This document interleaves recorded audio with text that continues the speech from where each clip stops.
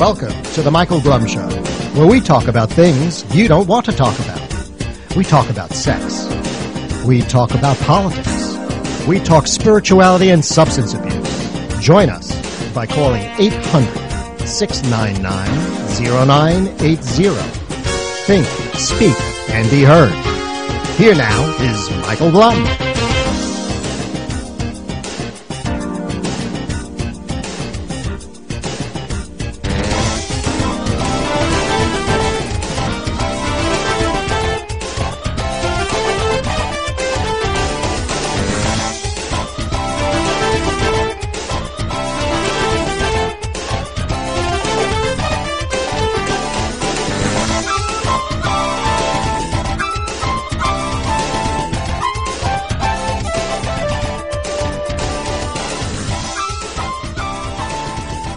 Hello, everybody. Welcome to the Michael Blum Show. Hope everyone had a good week. I know I did. I had a wonderful weekend.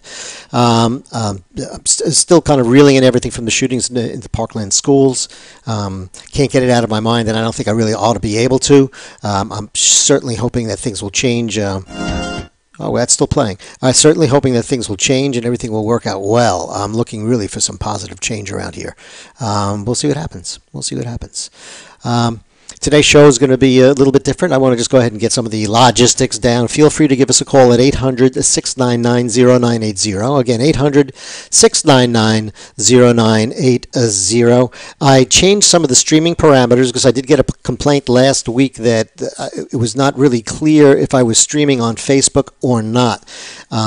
It may have been some issues that I was having. I think I've corrected them. I should be right now. The only difference is I'm not really posting this to my timeline. So you need to go to my page, which is Michael Blum Show. Michael Blum Show. Not the Michael Blum Show, but just Michael Blum Show. Someone once actually got into my Facebook account and stole my whole identity and everything, and that's what they set up. That page is not mine, and it does not belong to me anymore. So if you go to that page, you should be able to actually see me stream. I've also set that up for, on my website as well. I don't know what way you're listening to me now, but if you go to the michaelblumshow.com and you go ahead and you go to the listening tab, you now have 3 ways of getting in touch with me. It looks like I'm not getting any errors from streaming. So I should be streaming on Facebook, Periscope, Twitter, and my YouTube channel. And all of those links are available again at michaelblumshow.com. This is a call-in show. If you'd like to join us tonight, feel free to give us a call. Number here again is 800-699-0980. We're going to be talking to someone who's been through a lot of adversity. A little bit later on, not much later on, maybe in about 15 minutes. So his name is Joshua Shea, and he is an ex-porn addict, an ex-drug addict, and an ex-pedophile who was a city councilman up in Maine. So it should be an interesting talk, and we're going to be talking about how he's able to, to overcome everything that he went through, and how come he actually went through what he did, and we'll just take it from there. And so it should be interesting. Obviously, if you have any issues with addiction and things like that, you can feel free to give us a call, and we will talk about that, as we used to do in the olden days when the show was called Recovery Nation, and then reality radio. We basically did a lot of things about substance abuse and different types of abuse, if you will, and addictions. So that's pretty much the moniker tonight. I'm sure we will be talking, along with probably Mr. Shea. Just about everyone has an opinion or some ideas about how to handle things with the Parkland massacre at Stoneman Douglas, excuse me. Long name. Everyone pronounces it as Marjorie Stoneman, like a guy who's stoned. Stoneman. Marjorie Stoneman Douglas. And we'll talk about that. We talk about a little bit about the Jake Tapper interview, about the Promise Act, what that means, and what it might mean for this for the sheriff of Broward County, who, in my opinion, should be removed from office immediately. Someone needs to be responsible for things. We're getting away with too many things in this country. It's amazing to me what people just get away with. You got enough money. There's no such thing as equality. Forget equality. It's baloney. You got enough money, you get away with anything at all. You got enough power and political clout, you can get away with anything at all. And it's unfortunate, but it makes me kind of laugh when I hear about people say, oh, we're all equal. No, we're not. We're as different as can be. Our minds are different. We think differently. We act differently. We have different talents. We have different. Everything about us is different. We are not equal at all to each other. We are all absolutely separate individuals. You can look at it if you want to be very nice about it and say, "Oh, it's like a big jigsaw puzzle, and we're all pieces within that puzzle, and we all have this whatever," and that's baloney as well. Some people really are do things that are much more important in general for the greater good, and some people actually take care of their families really well. And I'm hoping that some people now will also take care of our kids in school. I think if I was involved with that at this point in time, I wouldn't go to school. I mean, I'd be too frightened. Obviously, no one's there to protect them. I mean, let's face it. You go ahead. I go to a show. I'm a member of the Broward County Broadway Across America, and I go to a show once a month. And I go in there. My wife gets her stuff searched, and we go through metal detectors, those wands and everything, to make sure we're not carrying anything into the theater.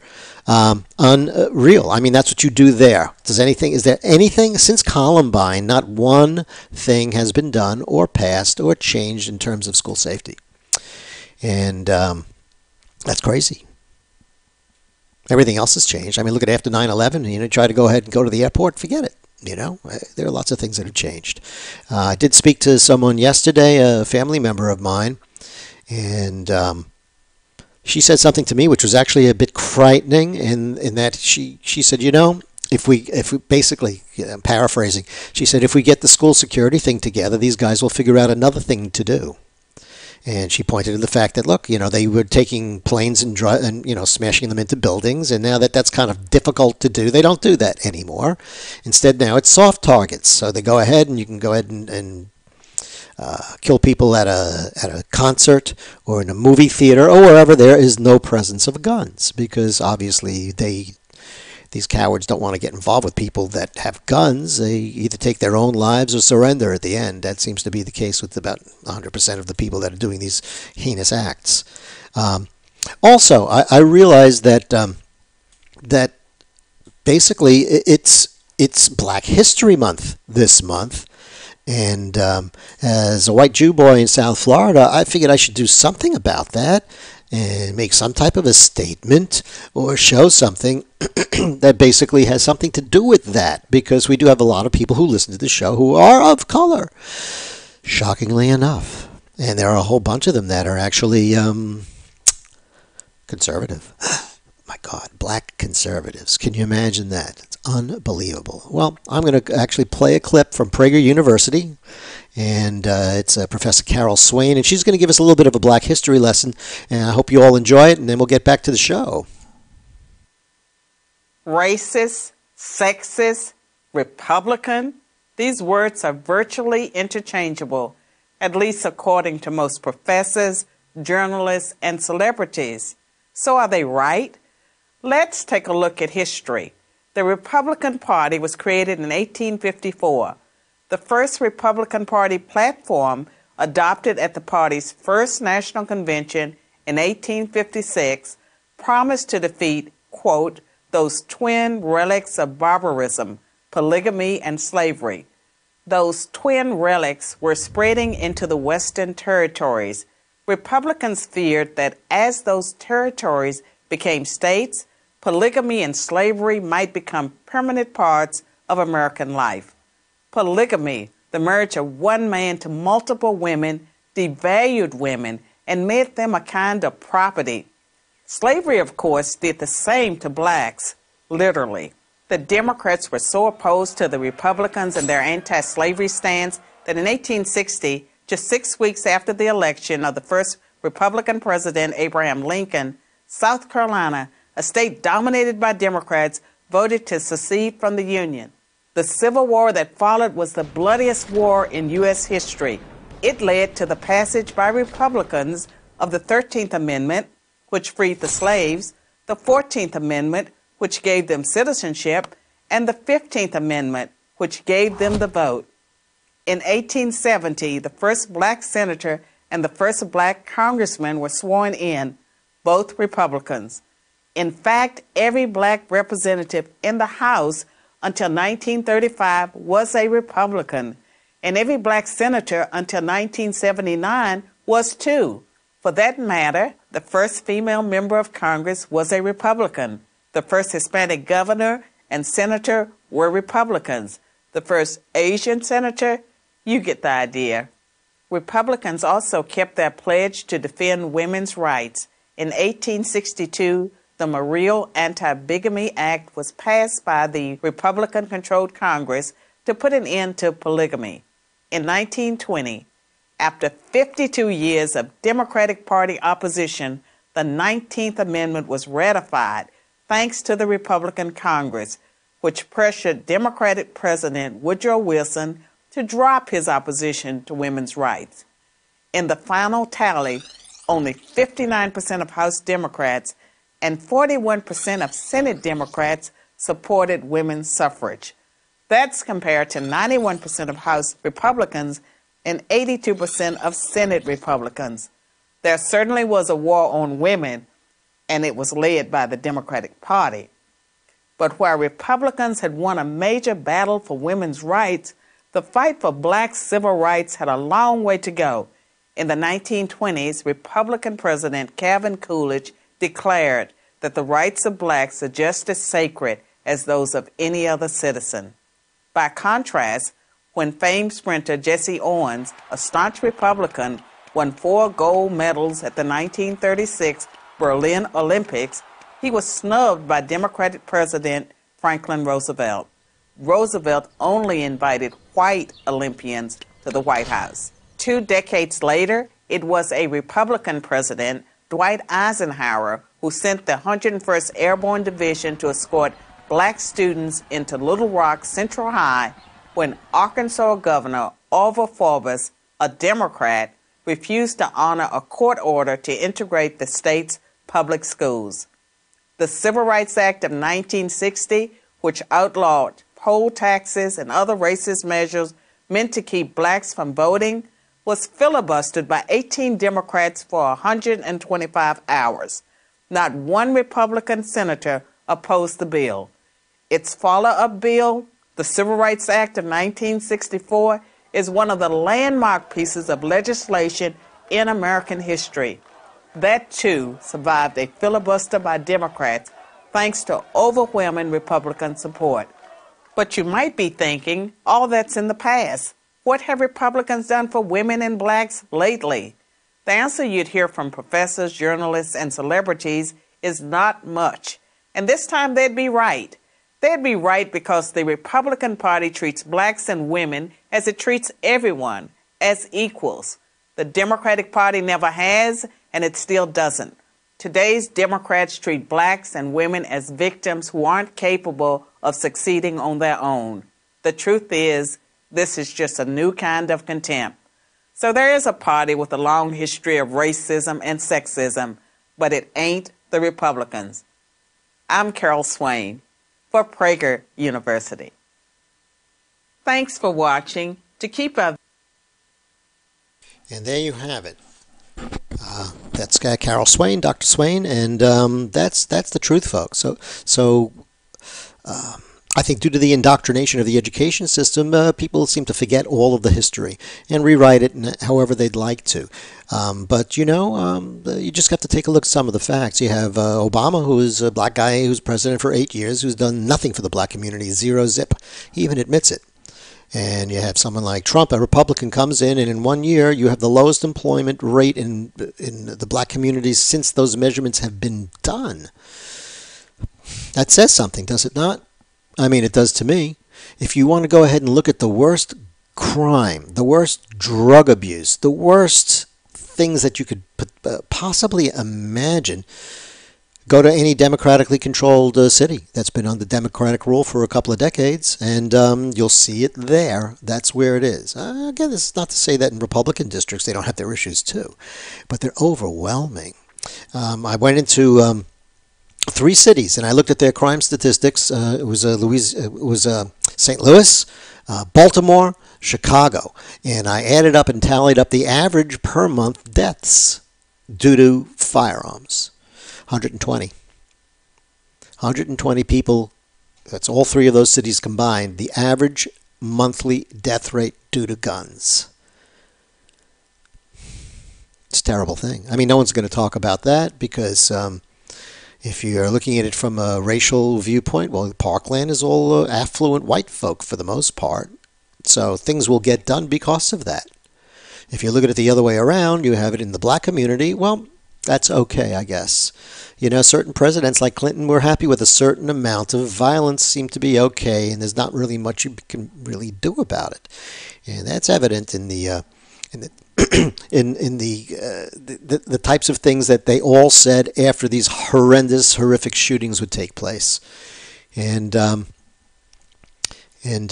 basically that's the unfortunate truth. I am glad that the kids in Parkland, although I don't agree with the whole thing, with the gun stuff, and trust me, I'm not opposed to gun legislation.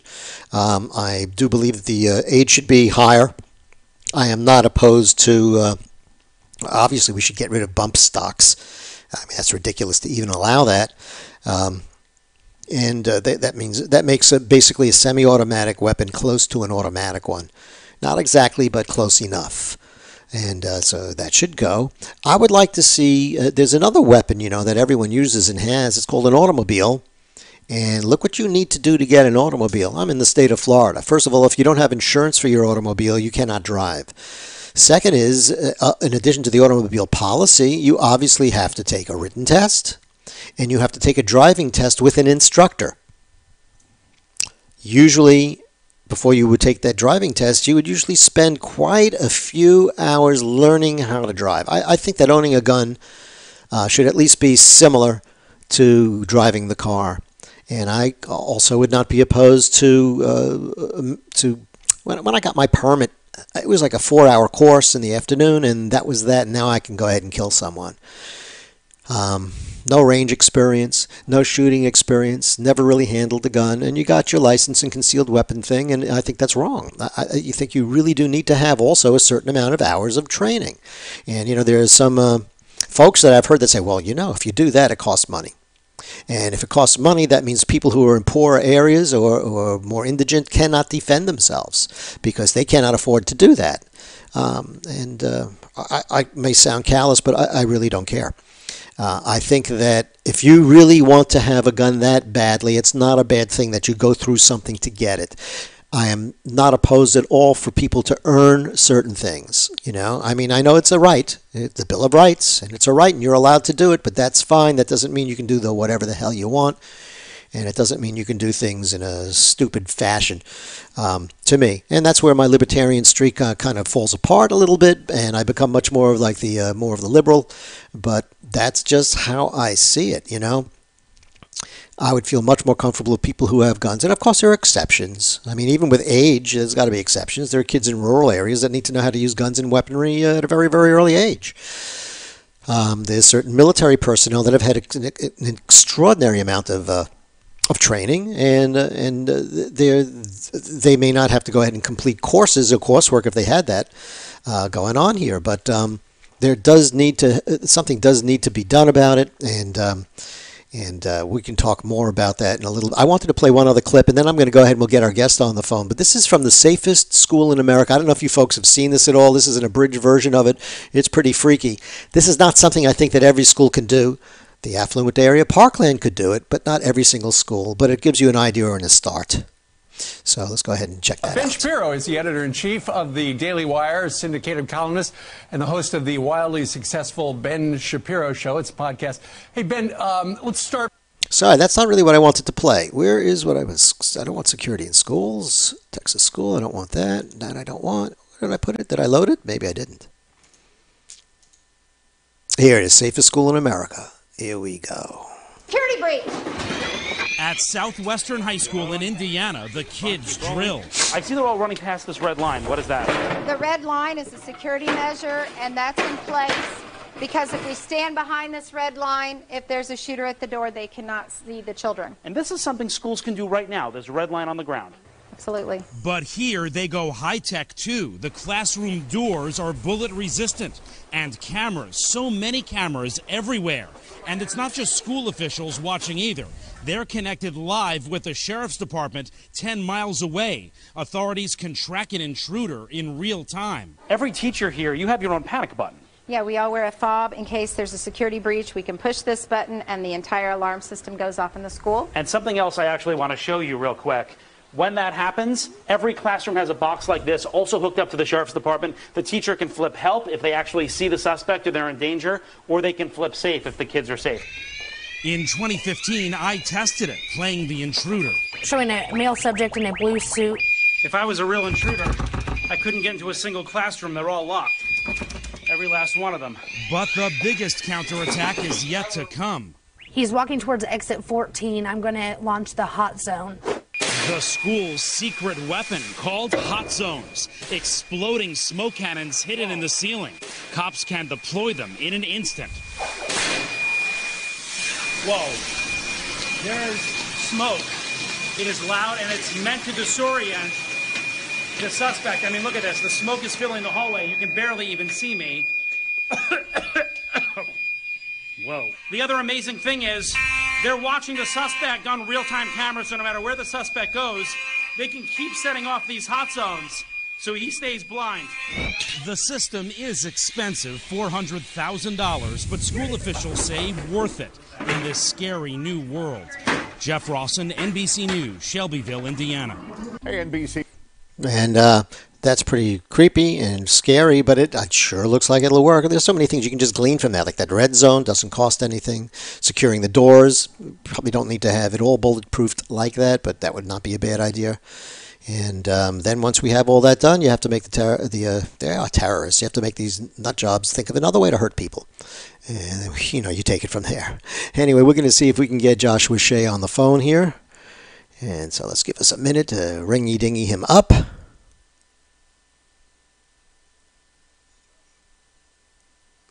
And we should be connecting any moment now.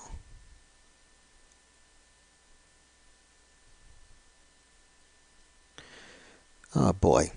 Come on.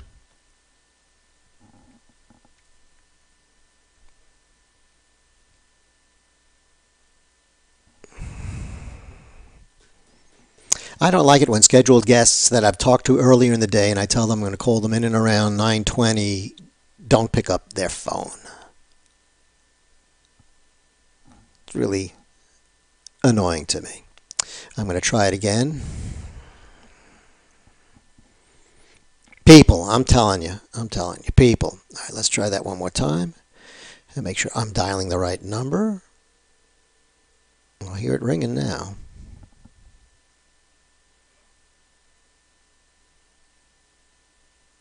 Hello, can you hear me, Joshua? All right, let me see why I'm not hearing you well. Just hold on for a second and let's see what is going on. Hello. Okay. You're on the air with me? Can you hear me? What the heck is going? Just give me 1 second, please.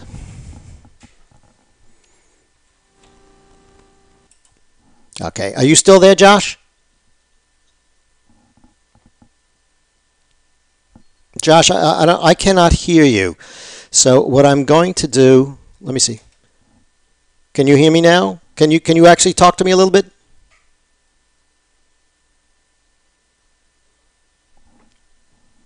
I can hear you, but I can't hear you.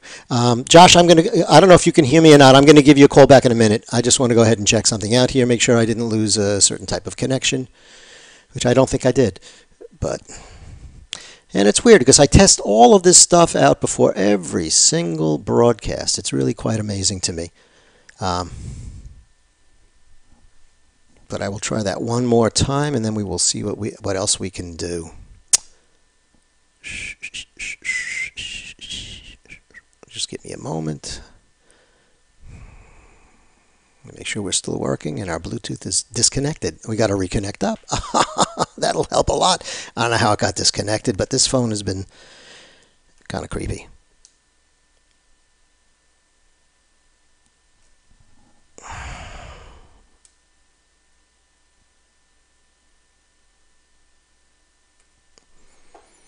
That's because that thing is fried out on me or something. Let me see.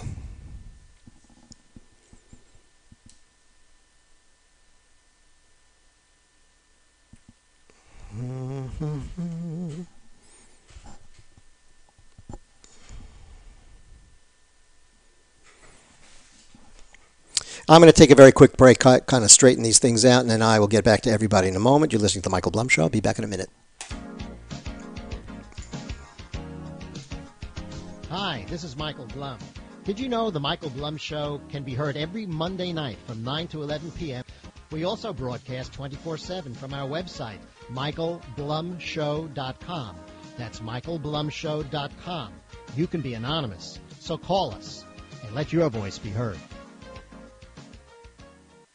Hi, this is Dr. Michael Blum. I just moved my practice down the block to my new office at JJ Dental, just 4 blocks south of my old office. I chose JJ Dental because it's a 5-star rated practice. That's why you should choose them too. Call 954-463-7262 and ask for an appointment with me, Dr. Blum, or any other of the fine dentists at JJ Dental, creating beautiful, healthy smiles that last a lifetime. Call 954-463-7262 and visit us online at jjdentalpractice.com.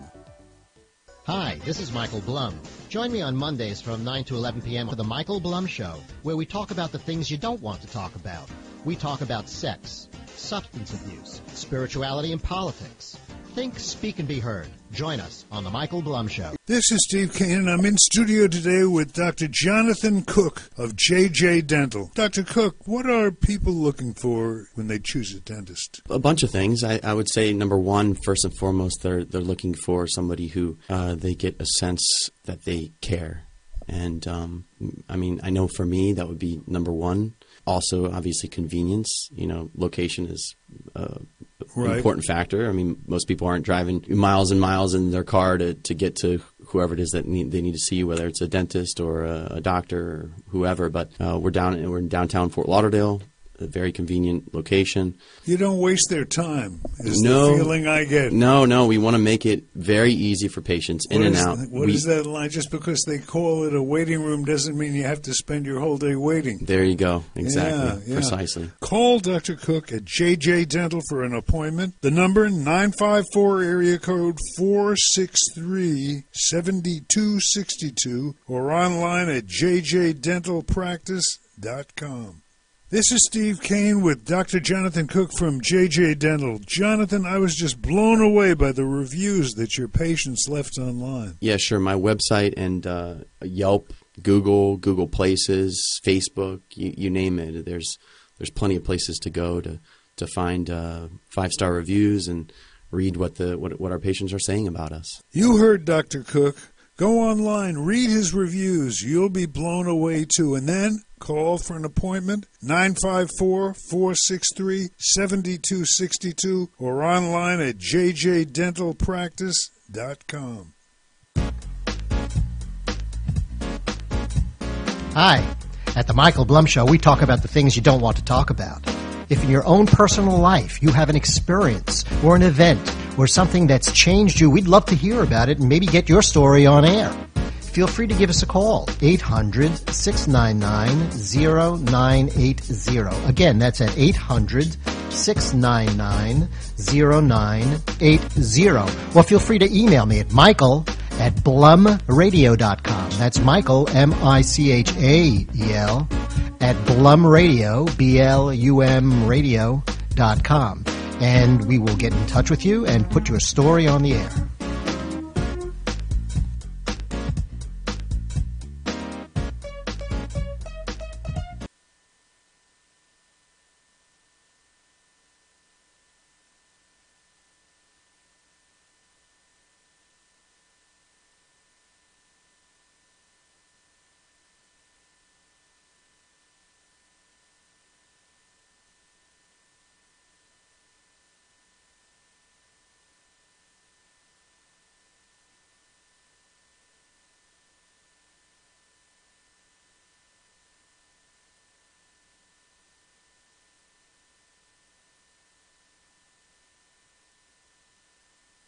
All right, folks, I don't know if you were listening to us. So I'm having a little bit of a technical difficulty issue here with our guest. Our phone system seems like it's down, and so I'm going to go ahead and see if we can go ahead and reroute this another way while I figure this all out. Anyway, we do have on the phone with us Joshua Shea. Hey, Josh, say hello to everybody.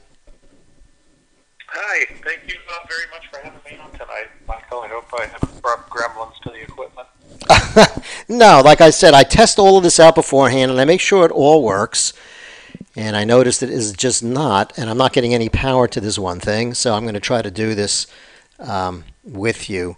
It may be better if we reschedule this, because I really want this to go well, and I'm not able to get this working. Is that okay? That's fine with me. I'd rather go for quality over quantity. Okay, because I think everyone can probably hear you, but it may not be that good. So let's let's start a little bit anyway with you. We'll see where we can go with it. Again, just talk a little bit for me. I just want to make sure I'm hearing you.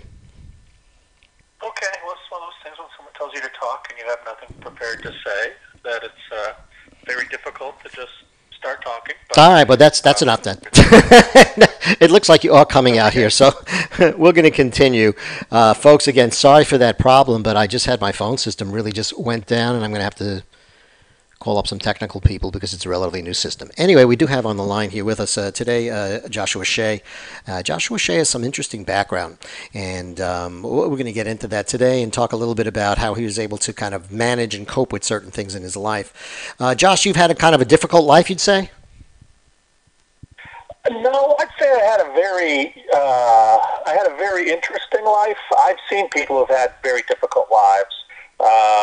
My problems are not that big compared to a lot of people, and most of my problems that were bad, I had a giant part in making them happen. So I think people with hard lives, it's not their fault. I say that most of the pain in my life, a lot of it did have to do with decisions I made. So you don't feel like you had a hard life, you just feel you made more wrong decisions during it? Yeah, well, I feel like that we are all born with a certain amount of DNA baggage from our relatives, and I was raised the exact same way my brother was. He is a producer out in Hollywood, doing very well for himself, and I, along the way, made some different choices than he did. Maybe succumbing to temptations or feeding into my addictions more than I should have, or ignoring them, and who knows exactly why two people raised in the same house end up so different. But I don't blame Mother Nature. I don't blame my parents. I don't blame anything for any of the hard things with addiction or any issues with the law I had. It was, there's a lot of different forces at work, but at the end of the day, I think each person is responsible for their own behavior, unless they're clinically insane, and I'm not that, so, I didn't have a hard life. I made some bad decisions in life, but in between them, I've had a very good life. All right, well, that's good. And I used to be involved with a show called Recovery Nation, so we should talk about drug addiction all the time. I always felt that if you shake any family tree, some type of an addict falls out of it. And in my case, I have that in my family as well, as someone in our family who's addicted, who's an alcoholic. And so I'm aware of a lot of the stuff that goes on. But you kind of really went through a ringer here. But first is that in terms of pornography, how did you first know that you were a porn addict, and how did you go about getting help for that addiction? Well, it's one of those things where, to me, addict, and I think to most addicts, the word addict is a very subjective term. It's always somebody else who's worse than you. I recognized very early on, as a teenager, that I got something out of pornography, much like alcohol, that a lot of people around me weren't getting out of it. And even despite being in relationships going up through my teen years and my 20s, despite getting married, I still used pornography as a self-soothing mechanism, as a coping tool. And truth be told, it wasn't until I accepted the fact that I was an alcoholic once I was at Addiction Rehab, to strong my pornography behaviors and recognize that those were addictions just as much, because everybody knows about alcohol addiction. I really didn't know that much about porn addiction. It was something I did. It was something that wasn't great, but I tend to eat like crap too. That doesn't mean I have a food addiction.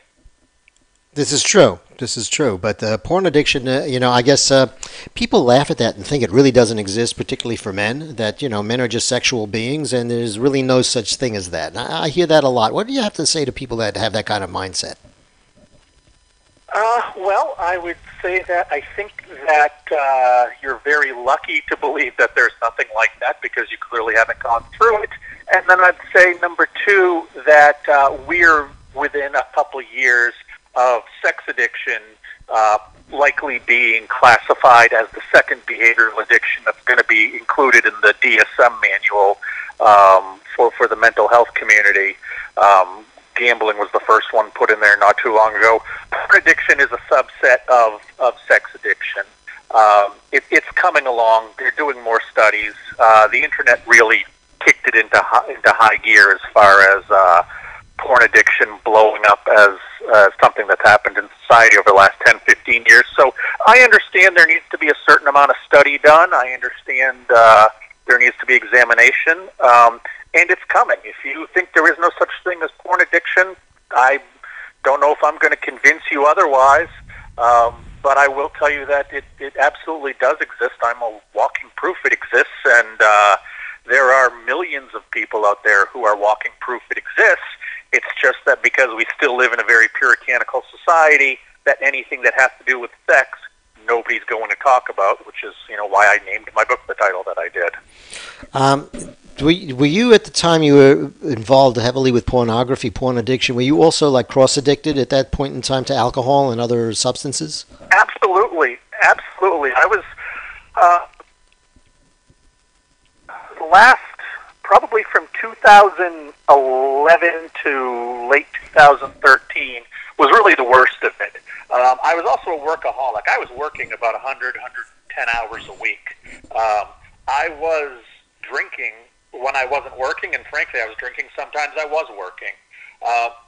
If you do on a minute-for-minute basis, my porn addiction was, for every hour I was at work, I was drinking 15 minutes. For every 15 minutes I was drinking, I was only looking at porn 2 or 3 minutes. But I needed that pornography. It was a daily thing. Then it became more than a daily thing, and it escalated into the chat rooms. And right at before I ended up talking to a teenager in a chat room, I was probably up to looking at porn 2 to 3 hours a day, and that's nothing that I had ever done before. So it was just getting worse. My drinking was getting worse. One of the big elements that I think pushed me over the edge in the last 6-7 months prior to being arrested was that my business, I was a magazine publisher, my business was starting to fail, and I made the horrible mistake of pulling myself off of my bipolar medication, believing that I could tap into my manic side, and that would give me the 20, 21 hours of being awake a day I needed to try to save my company. Absolutely one of the stupidest mistakes I ever made, worst judgment calls I ever made, because instead of taking these pills, which kept me regulated, I needed to cope with the stress of a failing business in other ways. So what were drinking and porn problems absolutely went off the deep end and reached the point of being critical. Wow. So how do you think this all started? I mean, when did you first get the inkling that things were not completely right? At what age? Well, I mean, there are a few things that happened. Number one was that I was placed in a child care situation prior to starting school, and then my first 2 or 3 years of school with a woman who was abusive, highly inappropriate when it, as far as physical, mental, sexual. It was pretty bad. And most of what I remember is actually watching things happen to other kids. And I know that's where I formed a lot of my survival skills and a lot of my coping mechanisms, was because I had to get through that house of horrors every day. I think that I got some very mixed messages from that house about sex, which was it was a wide open thing. It's okay, walk around naked, do whatever you want. And then my house, my parents, very strict French Catholics, it was very much, just this side of, wearing a burqa. It was very, very conservative. So as a 3-4-year-old kid, I'm getting two very mixed messages from the two houses where I'm being taken care of about sexuality. It sounds like the Democratic Party. It's okay if you're in office and you're Bill Clinton, you can abuse women all you want, but now that's not good anymore. It's kind of like two different concepts within the same house. Yeah, and that's what it was. Half the day I was somewhere where I would see kids getting hit, and there were people. There would be R-rated movies on TV and swearing going on, and I can look back and recognize that the woman, especially who took care of me, was not healthy. I mean, I can see that now. I couldn't as a 4 or 5-year-old kid. And then my parents, like I said, very, very conservative people. So it was a tale of two cities, and I think that did some things on my when I was forming a lot of my beliefs as a child, a lot of my survival skills, coping mechanisms. I think I got some real conflict there, and I don't think that they formed perhaps in the most ideal way. And then just moving on, I have had mental health issues dating back to being a teenager with depression, and then finally being diagnosed as bipolar in my early 20s. And with pornography, I was shown it by my cousin when I was about 10 years old, and like I said, he reminded me of taking my first sip of beer. I knew that I had found something. It was like opening the briefcase in Pulp Fiction and just a light coming out of it. Mm-hmm. This was something special, and it's hard for me to even understand why, but I believe that these things working together, this was able to be a soothing method, for stress, for anxiety, much like alcohol was. And it's one of these things where if you don't deal with these problems, if you ignore the fact you have these problems, they escalate. And when my life was never as hard in my teens, 20s, even most of my 30s, as it was when I was 4 or 5 years old, just trying to get through the day at this house. And I believe that basically I had to call on my survival skills when I didn't have the proper meds behind me, when I was hiding everything that was happening to me. And the survival skills of a 5-year-old kid are not the survival skills that a 37, 38-year-old man should be using. And unfortunately, that's what I was using. And I made some very poor choices with my mental health, and I made poor choices with with what I was putting in my body alcohol-wise, and with what I was looking at online. Yet you said you were a successful publisher. Do you feel like you ran your business into the ground, or did things just kind of fail? I'm not sure, because I'm a very good writer. I'm a very good editor. I don't know that I'm a very good businessman. I created this product that hadn't been seen in Central Maine before. It was a high-gloss lifestyle magazine. The big cities have 4 or 5 of them, but Maine only has 2 of them, and in my area there wasn't one for quite a ways in either direction. So I saw a market there, and I said, I'm going to try to do this. And it took off immediately. The idea was great, and it took off. I think it took off in such a major way that it hid my problems as a business person. And then after 3 or 4 years, when we were no longer the hip, cool thing, when advertisers had some data that said, maybe the newspaper or radio works better than this magazine, and things started to plateau, income started to plateau, our expenses kept rising, and I didn't know how to handle it. Wow. So, yeah, I guess it probably is a business thing. I'm sure that the addictions didn't help anything at all, but it seems like that may... No, and they're it's one of these things where I also am, I tend to be, I have some social phobias, I have some anxiety. You'd not know it looking at me talk in front of a crowd, but that's usually because I learned that I could have 3 or 4 beers, and I was fine in front of a crowd. You know, my lifestyle with the magazine really played into my alcoholic lifestyle. It was just kind of something that was expected, and then the porn really came late at night. Once I was back home, once I'd left all the networking events and the awards dinners, and I got home and my wife and kids had gone to bed, and then it was just me by myself. That's the loneliest place in the world, and that's where I used pornography to fill the void that was inside of me. Wow. All right. So you had all that stuff going on, yet you managed to also become, was it a city councilman? I was a city councilor for my city here in Auburn, Maine, and I also was one of the creators of the largest film festival to that point that Central Maine had ever seen. So I kept busy because I was escaping who I was.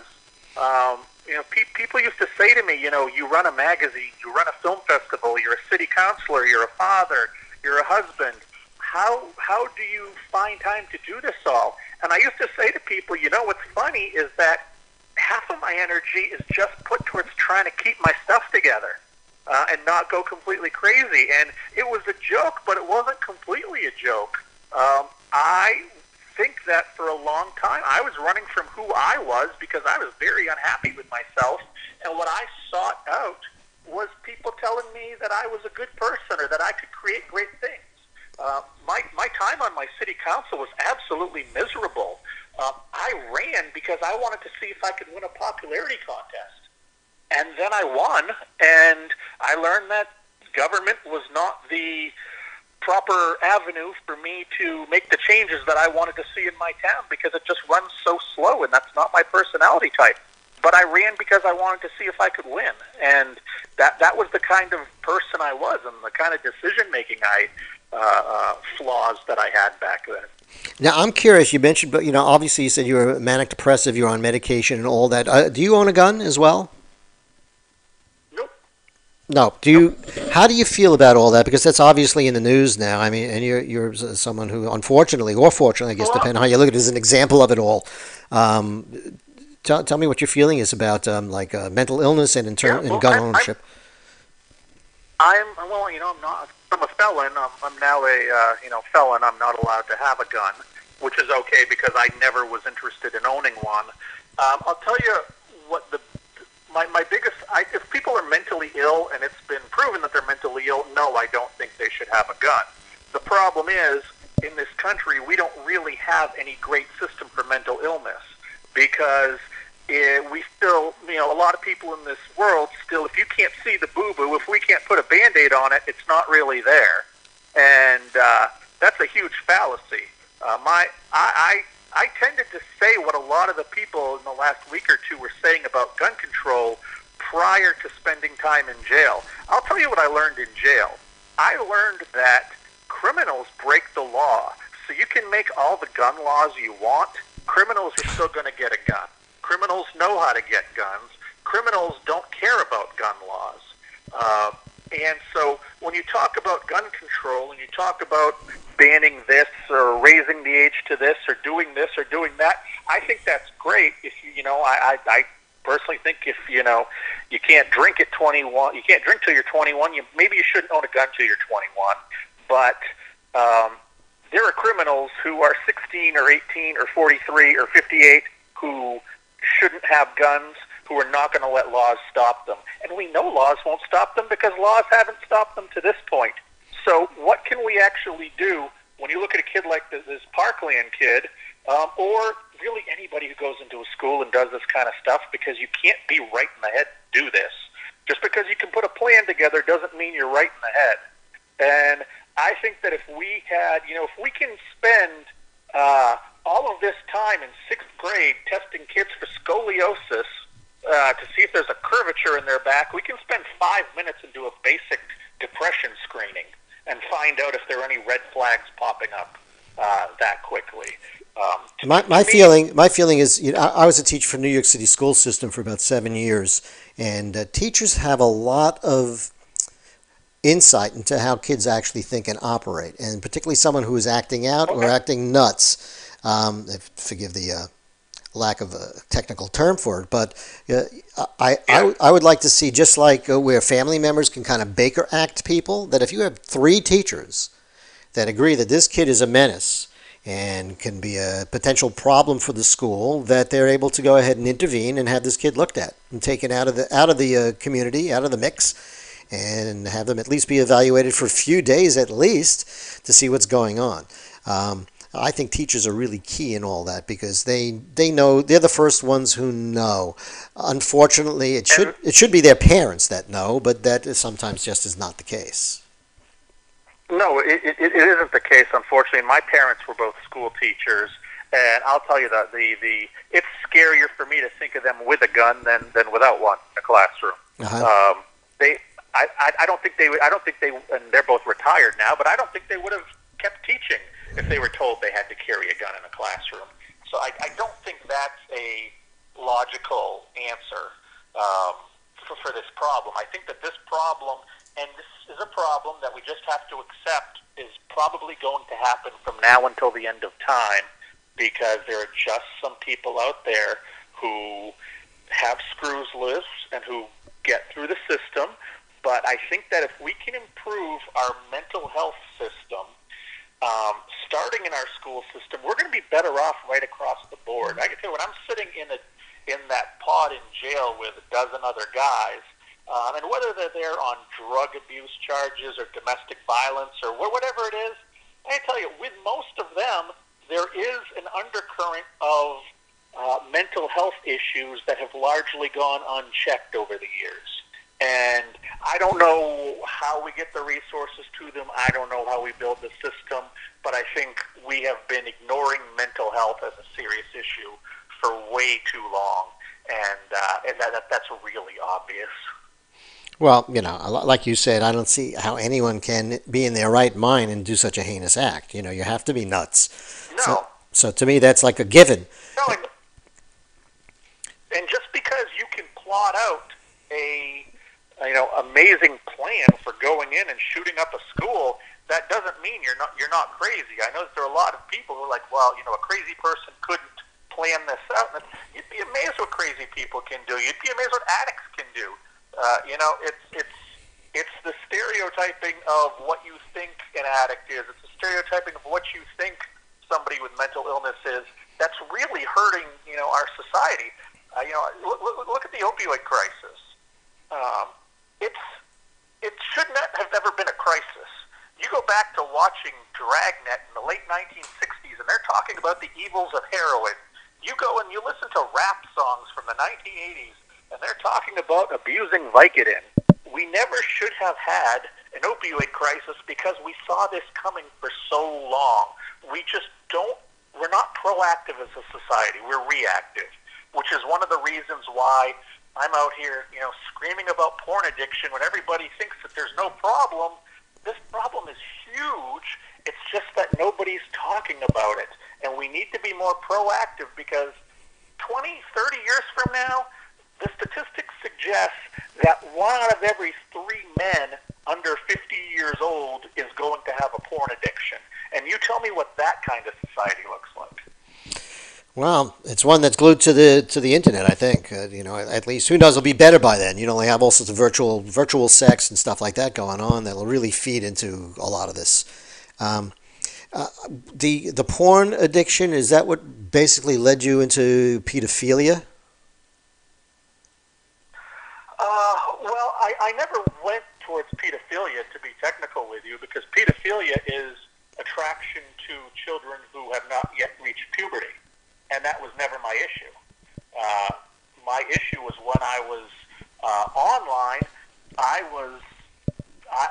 blurred the line between older girl and younger women. And what I eventually got convicted for was being in a chat room with a girl who was 14 years old, who developmental-wise did not look like your average 14-year-old, but that doesn't matter. But I was never attracted to children. I was attracted to females who have reached a sexual maturity. The problem was was that I was showing no discretion whatsoever when it came to that 18-year-old line of demarcation. Mm-hmm. I was just trying to get, and I didn't really care whether you were 16 or 18 or 22. If you looked sexually mature, I got you into the chat room, and then I would try to manipulate you to do things that I wanted you to do. And it didn't really, as long as I thought you looked old enough, and I wasn't giving any interviews or asking to see IDs or anything like that. And that's the act of a very sick man, and somebody who should have got help a lot earlier, and didn't, unfortunately. So you were married? You were married at the time this was going on? Yep, I've been married for about 16 years now. Wow. And did you have children at the time? Yep. My kids, this was 6 years ago when I was arrested now, 5 years ago. So my kids at that point were about 9 and 13 at the time. And, they had no idea what was going on, because my use of porn was after they were all asleep in bed, because they knew me to stay up late working. Mm-hmm. And long after, a lot of times I would look at porn, early days of the magazine when I was up late working, I'd look at porn, 15, 20 minutes, and that was that. It just, as things got worse and worse in my life and in my professional life, and I needed that as a crutch, especially after I gave up my meds, it became 20 minutes, then 30 minutes, then an hour, and then no longer just looking at pictures online or just looking at video online was enough for me. I needed to make the move to chat rooms and actually start talking to real-life females.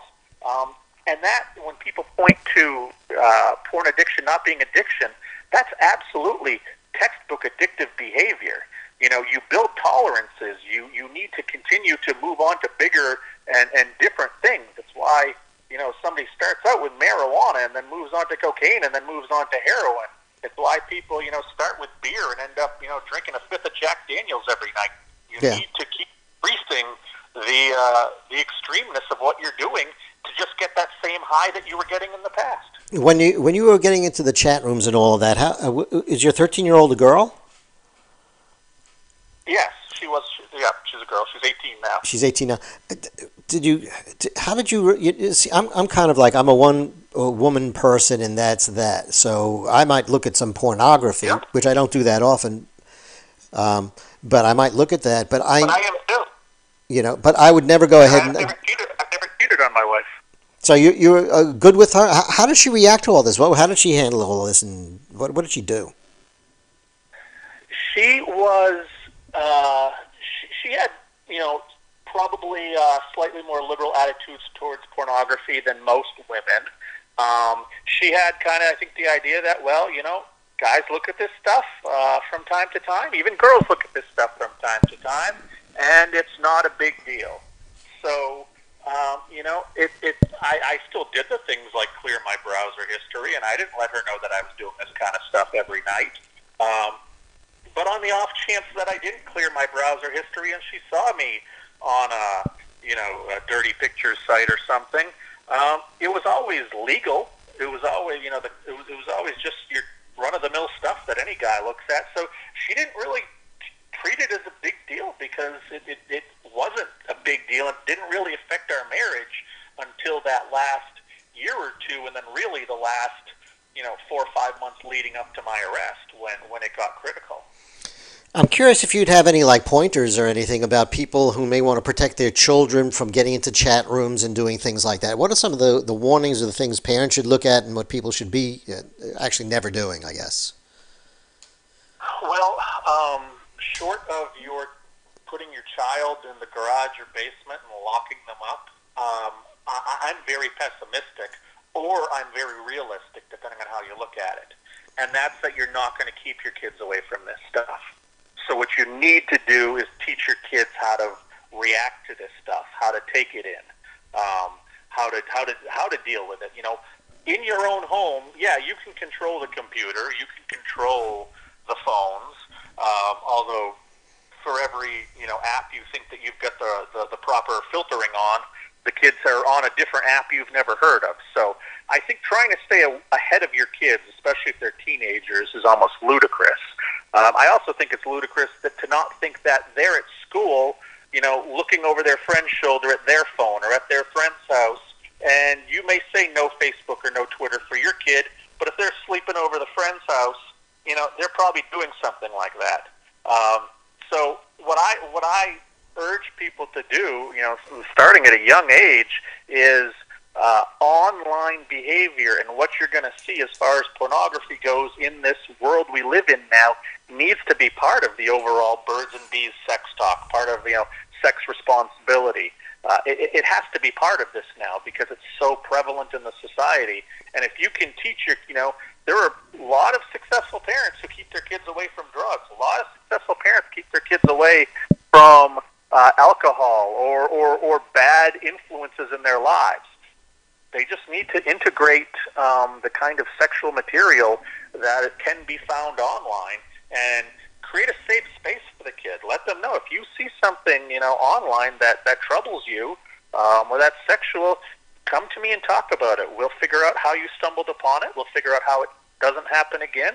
And if they want to talk about what they saw, you need to be open to it and not shame them, because we have such a shaming society that I would have never told anybody that what I saw when I was a kid, because I would have been I thought, or my interpretation was, I would have been treated as a bad person, and I didn't want to be treated as a bad person. So I think what we need to do is have an open dialogue and a non-judgmental dialogue, and that will probably do the most good than anybody trying to put some kind of filter on their kid's Instagram, or tell their kid, tell their 15-year-old that they can't be on Facebook. Well, guess what, Grandpa? Teenagers don't really use Facebook anymore. They're onto Twitter, they're onto Instagram, and once people our age get onto Twitter and Instagram, they're then onto Snapchat, and they're onto the next thing. You're not going to keep up with them. You're just not. The way that our parents couldn't keep up with Pong or Atari or Nintendo or VCRs. That's technology always plays to the young. So trying to fight that, to me, seems like a losing battle. You've got to fight it right at the front lines where you're fighting drugs, alcohol, and the other ills of the world. How did you manage to, with all this stuff going on, the porn addiction and drug addiction, and how did you manage to find your way out? What brought you to recovery?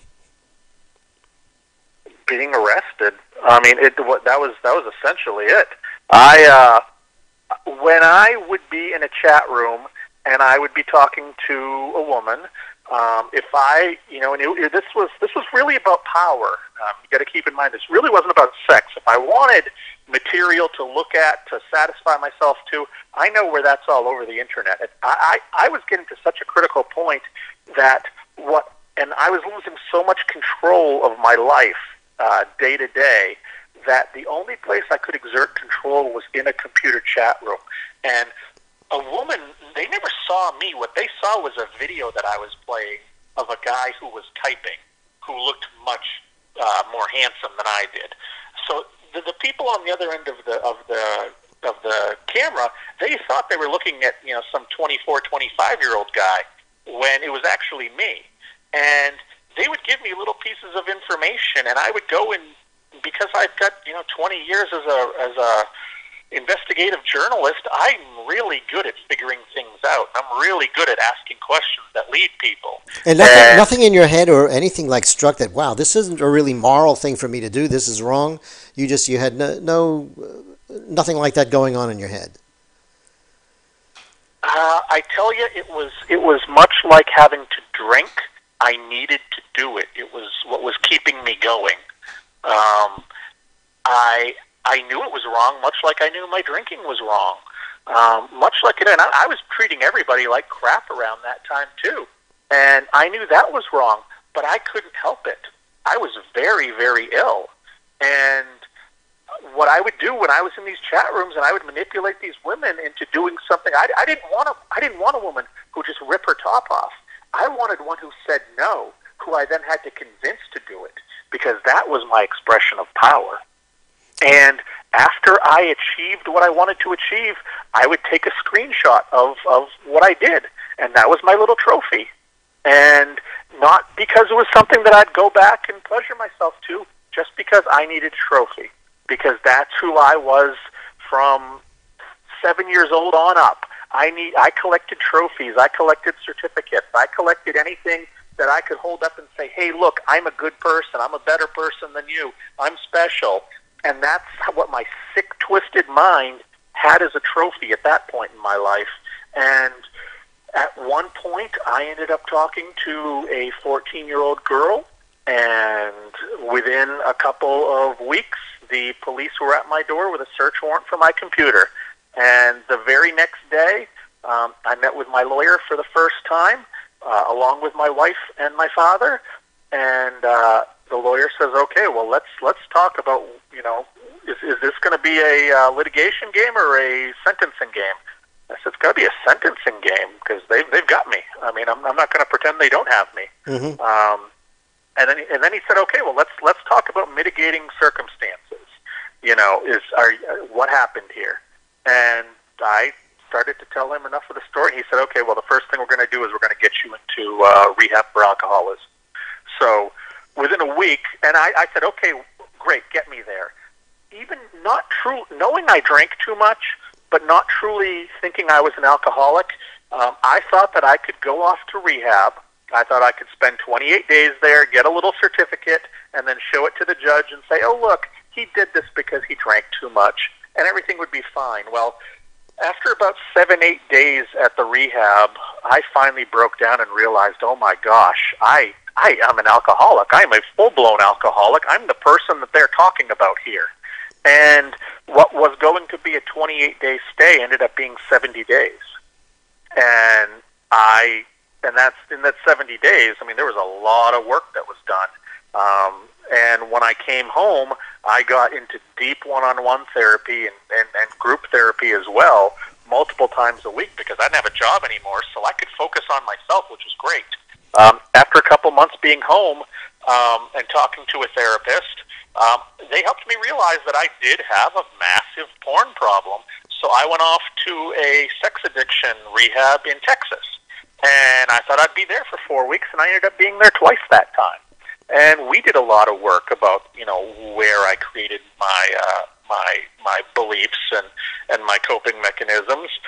And what's ironic is that it was about 2 years between the day that I was arrested and the day that I was sentenced. And I went to jail a healthier person than I had ever been in my life, because I spent those 2 years doing almost nothing but getting help and learning about these addictions and learning about myself. And, I'm spending such a huge amount of time trying to figure out how I ended up where I did. It's crazy because, you said at the beginning that that the thing that turned you around was being arrested, and now I understand why you say that, because that really was the thing that got you your initial taste of help, I guess would be the best way to put it. Well, and I'll tell you, I can look back on those last couple months before I was arrested, and I knew I was in a critical situation. I just knew something needed to change, and it wasn't a matter of I could just drop the porn or just drop the drinking or just leave the job. There was so much negative bringing me down that I had no idea how to get out of it. I knew I was going down, and I think if those policemen hadn't ended up at my door, I don't know that I would have been alive within another year or two. I really only put even odds at the fact that I'd be able to be here talking to you today, because I think I was going down a downward spiral that hard and that fast. I needed some kind of massive, just slate cleaning intervention that allowed me to start over and keep what was good in my life, my supportive family, several of my friends, and start rebuilding. And I am so grateful that I had those 2 years between my arrest and being sentenced, that I thankfully, I had the resources to be able to go to these rehabs, and I had the time to be able to focus on myself so much. And I know most people don't have that. I'm very lucky and grateful that I had it.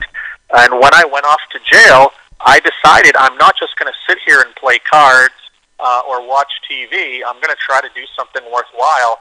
So I ended up writing my memoir, focusing on the time that I ran my magazine and how I kind of went up real fast and how I went down real fast, analyzing what happened along the way while looking back at certain things like, what happened when I was young and some of those other things, because I wanted to tell the story, or I want to tell two things. Number one, there is no stereotypical sex or porn addict. We have these stereotypes of, creepy 20-year-old guys in their mom's basement who have never kissed a girl in real life, and that's not who sex and porn addicts are. I've met doctors and lawyers and drug addicts and homeless people and men and women, young, old, black, white, Asian. Everybody could potentially be a porn or sex addict, and I wanted to tell my story because I was one of those people who people said, well, you're the last person we would have thought. Well, it often is the last person you ever think. Secondly, I wanted to tell my story for the person who was in early stages of porn addiction, maybe not even sure they're a porn addict, but they could see what happens if you go down that road, where I did, and ended up in a criminal place.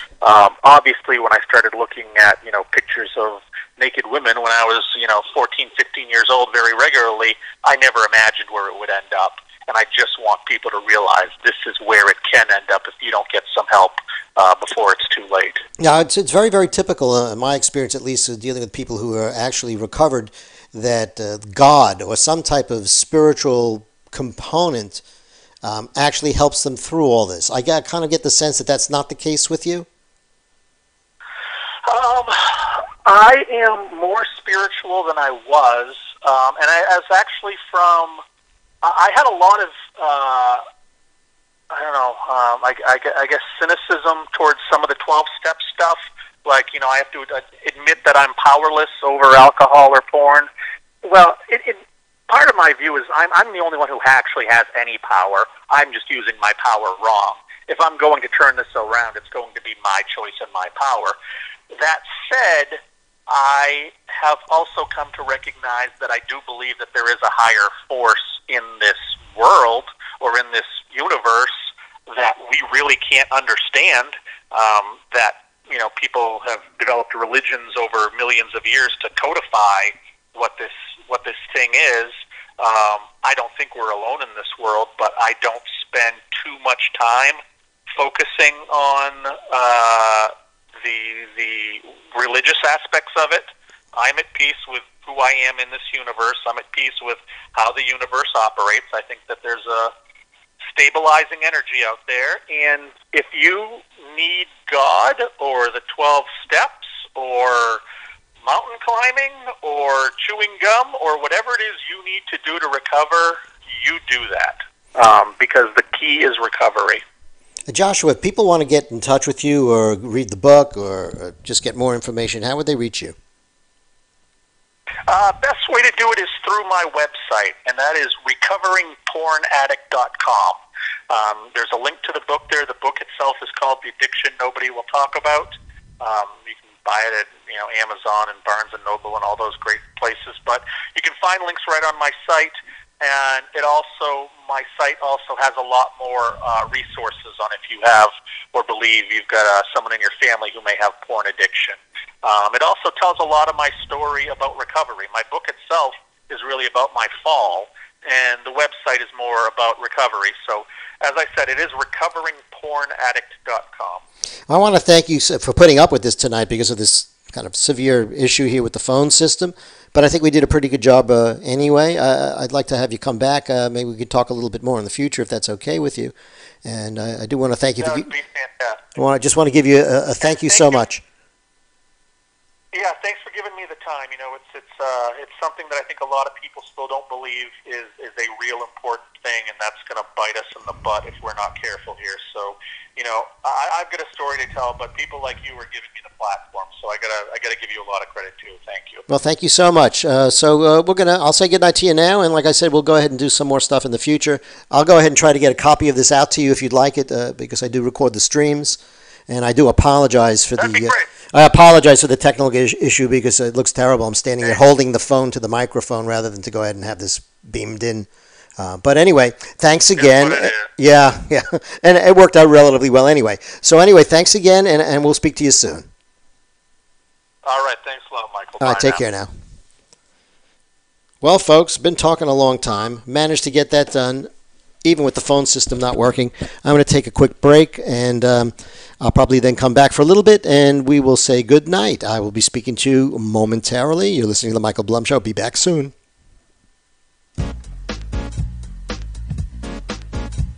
Hi. At The Michael Blum Show, we talk about the things you don't want to talk about. If in your own personal life you have an experience or an event or something that's changed you, we'd love to hear about it and maybe get your story on air.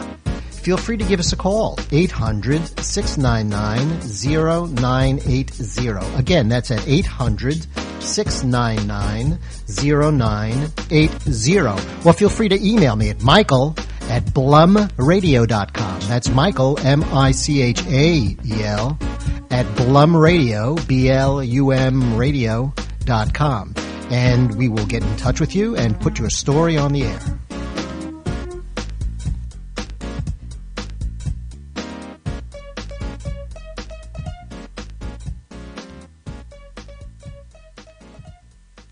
This is Steve Kane, and I'm here with Dr. Jonathan Cook from JJ Dental. Jonathan, what are some of your most popular services that you perform over at JJ Dental? Well, I would say cosmetic dentistry is number one. That's our major focus. But one of the beautiful things about our practice is there's nothing that we don't do under our roof. The days of patients bouncing around town to find different specialists are over, and there's nothing that we can't do at our office. So, we have specialists that come into our office to provide the patients with the proper services. So aside from cosmetic dentistry, we also have endodontics. We do root canals, implants, veneers, crowns, bridges, Invisalign. You name it, there's not much that we don't do. For all your dental needs, call Dr. Jonathan Cook at JJ Dental. Phone number 954-463-7262. And online at jjdentalpractice.com. Hi, this is Michael Blum. Did you know The Michael Blum Show can be heard every Monday night from 9 to 11 p.m.? We also broadcast 24/7 from our website, michaelblumshow.com. That's michaelblumshow.com. You can be anonymous, so call us and let your voice be heard.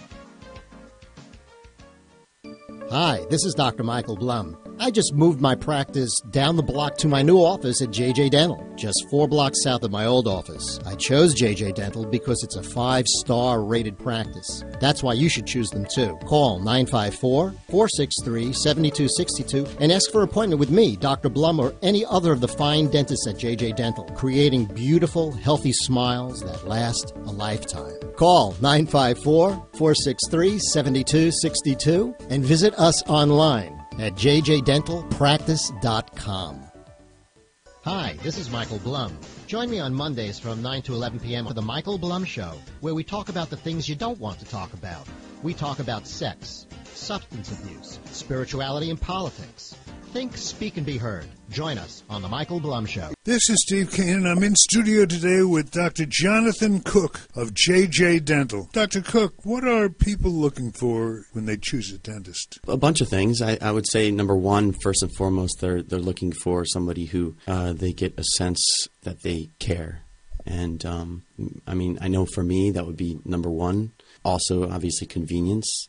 Location is an important factor. Most people aren't driving miles and miles in their car to get to whoever it is that they need to see, whether it's a dentist or a doctor or whoever. But we're in downtown Fort Lauderdale. A very convenient location. You don't waste their time, is the feeling I get. No. We want to make it very easy for patients in and out. What is that line? Just because they call it a waiting room doesn't mean you have to spend your whole day waiting. There you go. Exactly. Yeah. Precisely. Call Dr. Cook at JJ Dental for an appointment. The number, 954 area code 463-7262, or online at jjdentalpractice.com. This is Steve Kane with Dr. Jonathan Cook from JJ Dental. Jonathan, I was just blown away by the reviews that your patients left online. Yeah, sure. My website and Yelp, Google Places, Facebook, you name it. There's plenty of places to go to find 5-star reviews and read what our patients are saying about us. You heard Dr. Cook. Go online, read his reviews. You'll be blown away too. And then call for an appointment, 954-463-7262, or online at jjdentalpractice.com. Hi. At the Michael Blum Show, we talk about the things you don't want to talk about. If in your own personal life you have an experience or an event or something that's changed you, we'd love to hear about it and maybe get your story on air. Feel free to give us a call, 800-699-0980. Again, that's at 800-699-0980. Or feel free to email me at michael@blumradio.com. That's Michael, M-I-C-H-A-E-L, at blumradio, B-L-U-M radio.com. And we will get in touch with you and put your story on the air.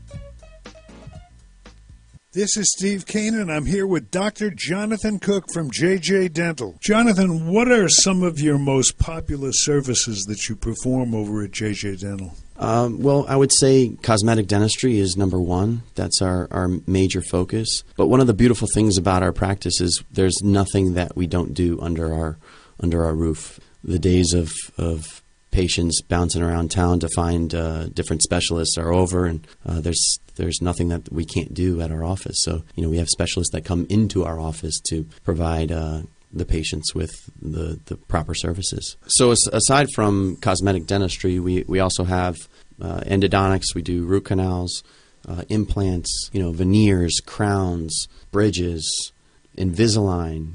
You name it, there's not much that we don't do. For all your dental needs, call Dr. Jonathan Cook at JJ Dental. Phone number 954-463-7262. And online at jjdentalpractice.com. Hi, this is Michael Blum. Did you know the Michael Blum Show can be heard every Monday night from 9 to 11 p.m.? We also broadcast 24/7 from our website, michaelblumshow.com. That's michaelblumshow.com. You can be anonymous, so call us and let your voice be heard.